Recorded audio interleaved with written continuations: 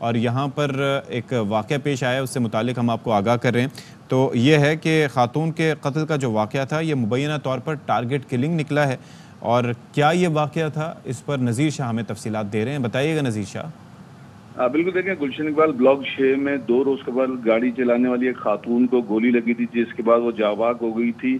और फौरी तौर पर यही बताया गया था कि अक्सर जो अंधी गोली जो किसी शादी ब्याह में चलाई गई होती है, उसके लगने से लोग जख्मी भी जाते हैं, जाबाक भी हो जाते हैं।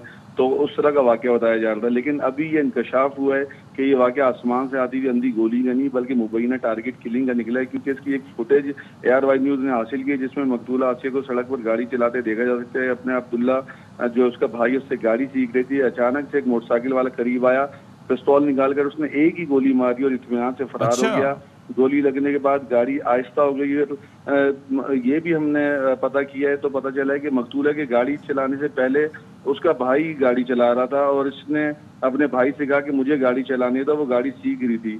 तो जैसे ही जब वो गाड़ी चलाने लगी तो उसके चंद मिनट बाद ये वाकया पेश आया। अच्छा नज़ीर शाह, मैं ये देख रहा हूँ कि ये तो उसने इतनी महारत से गोली चलाई कि उसने बाइक को आहिस्ता करना भी, यानी कि जो रफ्तार गाड़ी की रफ्तार थी उसी पर चलते चलते मारता गया, और एक ही बंदा था। बिल्कुल ऐसा ही है अशफाक, ये एक ही गोली मारी गई है, जिससे ये मालूम होता है कि कोई शार्प शूटर टाइप का ये था। और इससे पहले भी CTD की जानिब से प्रेस कॉन्फ्रेंस में ये इंकशाफ किया गया था कि कराची में जो 65 डकैती मुज़ाहमत पर कत्ल के वाक़यात हुए थे, वो दरअसल 65 के 65 डकैती मुज़ाहमत में नहीं थे, बल्कि उसमें जो 18 थे वो बाकायदा टारगेट किलिंग के थे, जिनको डकैती के अंदाज में कत्ल किया गया था और ये फिरका वाराना टारगेट किलिंग की थी।